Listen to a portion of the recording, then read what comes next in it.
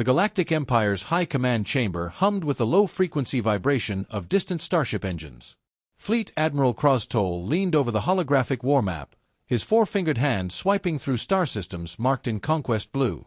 "Another sector falls," he rumbled, mandibles clicking in satisfaction. Asterisk, the 𝗕𝗲𝘀𝘁 collective surrendered without a single shot. Pathetic. Asterisk. A junior officer, 𝗕𝗲𝘀𝘁, dared to interrupt. Asterisk, Admiral, reports from the fringe. Human activity near the 𝗕𝗲𝘀 blockade. Asterisk. Laughter rippled through the council. Asterisk, humans. Asterisk, 𝗕𝗁𝘁 scoffed. Asterisk, their fastest ship crawls at half our impulse speed. They barely mastered fusion when we found them. Asterisk. The chamber's memory banks flickered, replaying first contact, human diplomats in crude pressure suits, their primitive vessels dwarfed by Imperial dreadnoughts. The terms had been simple: submit or burn. Earth surrendered. Or so the Empire believed. Deep in the void, near the 𝗕7 outpost, a single blip appeared on long-range sensors. The Imperial Watch officer frowned. No transponder. No energy signature. Just something. Asterisk, unidentified vessel. This is Imperial Outpost 𝗕𝗲9. Identify or be fired upon. Asterisk. Silence. Then, movement. The thing shifted, space around it distorting like liquid. Before the officer could react, it accelerated, asterisk impossibly fast asterisk, streaking past the outpost's guns. Alarms blared. Asterisk. What in the abyss? Asterisk. The object banked, circling back. Not a ship. A shape. Angular, black as dead space, no exhaust, no heat. The outpost's commander grabbed the comm asterisk. High command. We have a asterisk. The transmission cut. The last thing the sensors recorded was the object phasing through the outpost shields, brushing the hull like a ghost, and every system on board went dark. 𝗕𝗁𝘁𝘁's mandibles twitched as the garbled distress call played. That can't be a human warship, the outpost commander's voice crackled. Asterisk, is that possible? Asterisk. Static. Then, silence. The chamber was dead quiet. 𝗕𝗲𝘀 whispered what everyone feared. Asterisk, they were never surrendering. They were learning. Asterisk. The Imperial destroyer 𝗕𝗁𝘁 hung in the void, its plasma batteries primed. Captain Draxis gripped his command chair as the unidentified vessel, no, the human vessel, drifted into engagement range. All weapons lock, he ordered. Asterisk, disable it. I want answers. Asterisk. The gunnery officer hesitated. Asterisk, Captain, our scans still show no reactor signature. No life signs. It's just there. Asterisk. Draxis bared his teeth. Asterisk, fire. Asterisk. Plasma bolts streaked across the black, and passed through the human ship like it wasn't even there. The beams bent, warped, as if space itself twisted around the vessel. Asterisk, what? Asterisk. The human ship moved. Not in a straight line. Not with thrusters. It slid, as though reality beneath it were a slope it could descend at will. One moment it was kilometers away, the next it grazed the 𝗕𝗁𝘁's hull. Every system on the destroyer screamed. Gravity fluctuated, crewmen slammed into ceilings. Lights flickered, died. The engines sputtered into silence. Draxis clawed his way back to the command console. The human ship was already gone. Asterisk, report. Asterisk, he roared. The science officer's voice shook. Asterisk, it didn't attack us. It ignored us. Like we weren't even a threat. Asterisk. High Command erupted in chaos. Admiral 𝗕𝗁𝘁 watched the 𝗕𝗁𝘁's footage on loop. The human ship hadn't fired a single shot. It hadn't needed to. Explain this, he snarled at his scientists. Chief Researcher 𝗕𝗁𝘀𝘁 swallowed hard. Asterisk, the humans. They've weaponized spacetime itself. Their vessel isn't a ship in the conventional sense. It's a controlled gravitational anomaly. A singularity wrapped in armor. Asterisk. Silence. You're saying, 𝗕𝗁𝘁 said slowly, asterisk, they've turned a black hole into a warship? Asterisk. 𝗕𝗁𝘀𝘁 nodded. Asterisk, they must have reverse-engineered our own warp principles, but where we bend space to travel, they bend it to fight. Their propulsion is their weapon. They don't need lasers or plasma. They just move, and physics does the rest. Asterisk. A junior officer burst in. Asterisk, Admiral.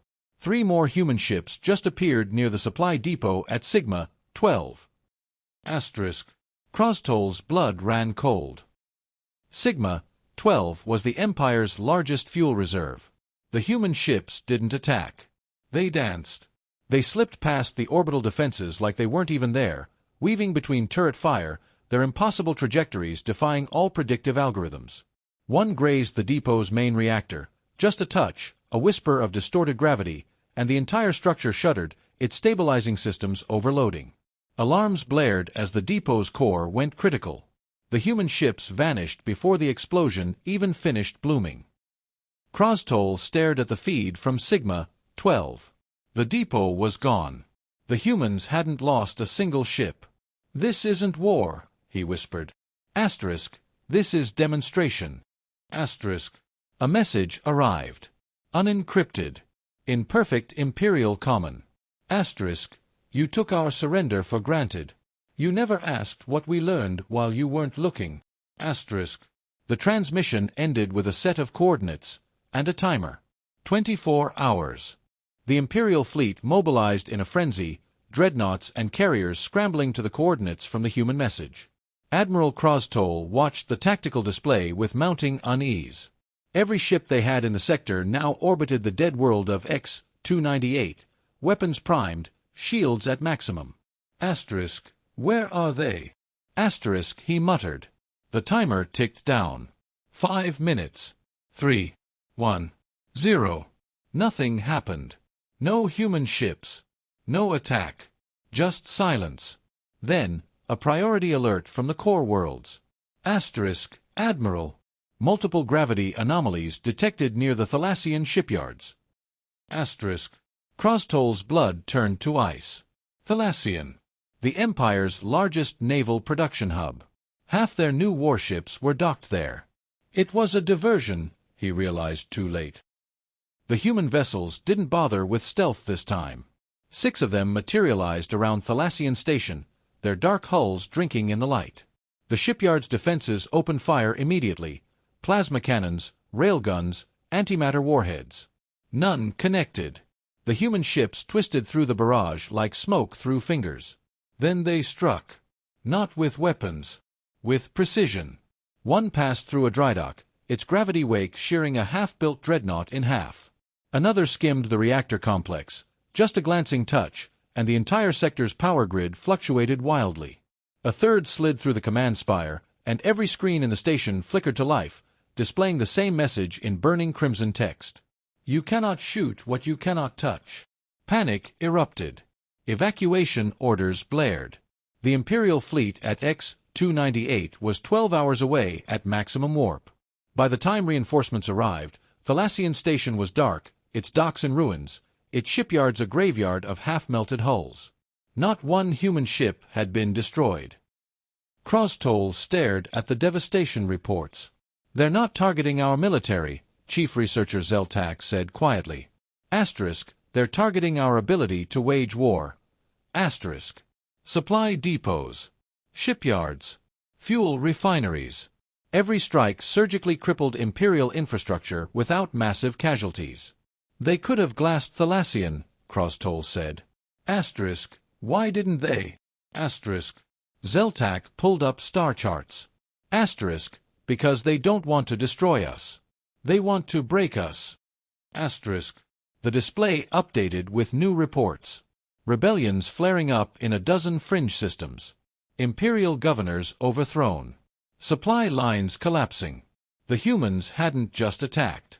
They'd inspired. A new transmission arrived, this time broadcast on all Imperial channels. No encryption. No demands. Just a single sentence, repeated in every known language. The strong do not prey upon the weak. The strong lift them up. Asterisk asterisk. 𝗕𝗲𝘀's claws dug into his command console. This wasn't a war. It was a lesson. The Imperial throne world burned with riots. Not from orbital bombardment, not from invasion, from within. The footage of 𝗕𝗲𝘀𝘁's fall had spread like radiation sickness through the Empire's networks. For the first time in centuries, the vassal species whispered a dangerous thought: the Empire can bleed. Admiral 𝗕𝗲𝘀𝘁's war room had become a tomb. Half his officers were dead, not by human hands, but by their own. The governor of Sector Prime had shot himself rather than face the mobs.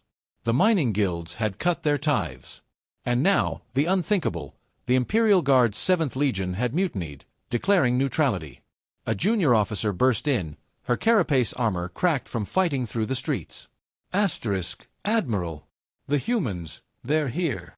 **𝗕𝗲𝘀𝘁 didn't ask for clarification. He pulled up the orbital feeds. One ship. Just one. It hung above the throne world's atmosphere, black and silent. Not attacking. Not even moving. Waiting. The Imperial Council convened in panic. We still have the home fleet. The Minister of War shrieked. We can. Do what? **𝗕𝗲𝘀𝘁 snapped. Our weapons don't touch them. Our shields don't stop them.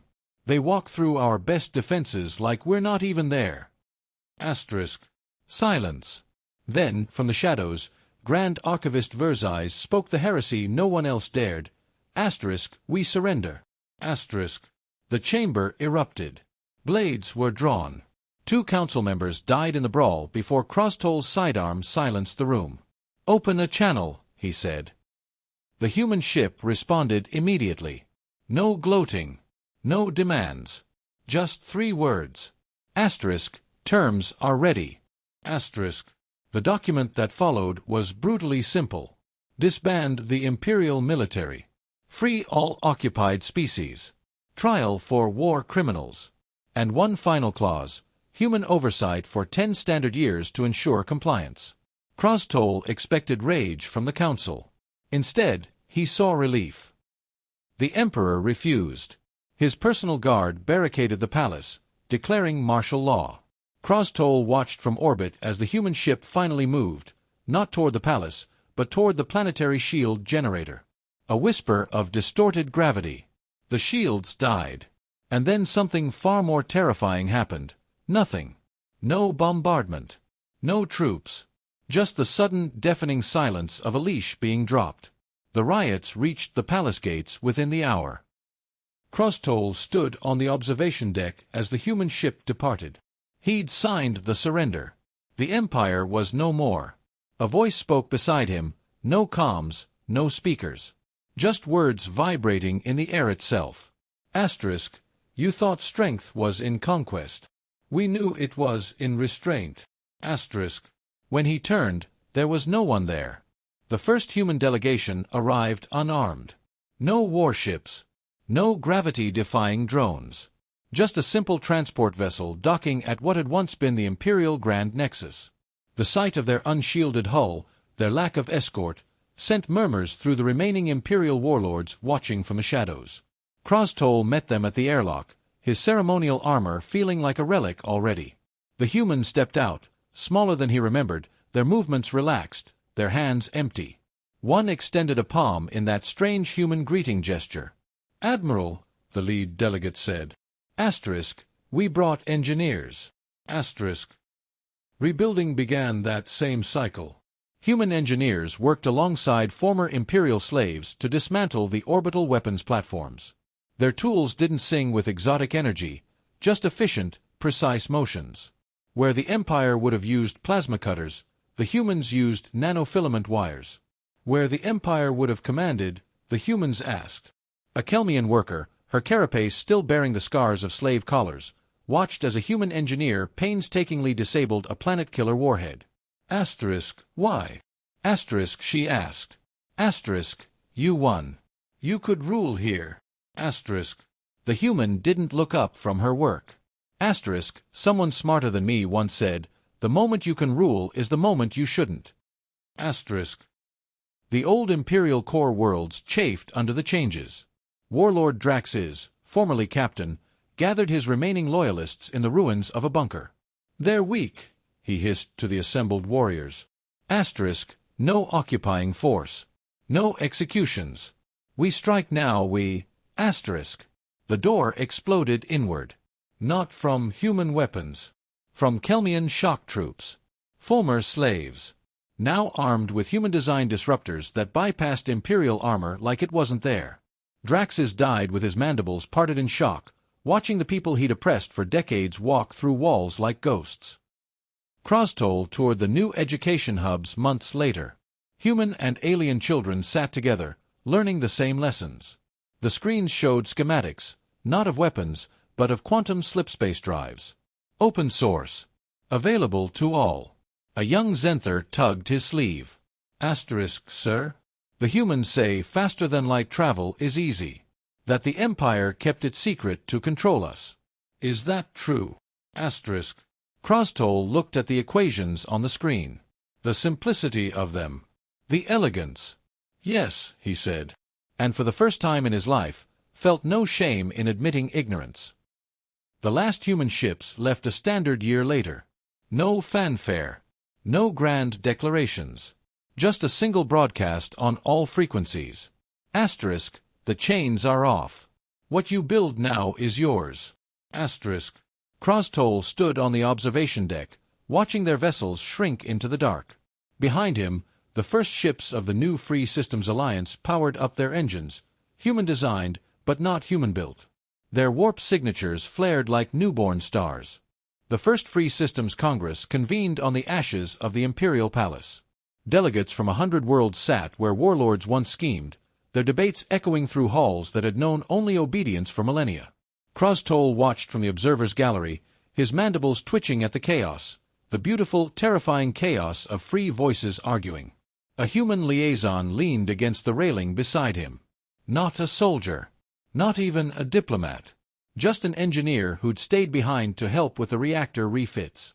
They'll figure it out, she said, nodding at the shouting delegates below. 𝗕𝗲𝘀 flexed his claws. We had order for 10,000 cycles. You tore it down in 10. The human smiled. Funny thing about order built on fear, it only lasts until someone isn't afraid anymore. The first test came from the outer fringe. A rogue Imperial faction, the Last Blade, seized a slipspace relay station. Their broadcast crackled across the nascent alliance. The weak have no place in the galaxy. The Free Systems argued for days. Some wanted to negotiate. Others to crush the rebellion with overwhelming force. Then the 𝗕𝗲𝘀𝘁 spoke. No. Their new warships, sleek hybrids of human and 𝗕𝗲𝘀 design, jumped to the relay station. Not to destroy. Not to conquer. To isolate. For 3 cycles, the Last Blade screamed threats into the void as their supplies dwindled. On the 4th, they surrendered.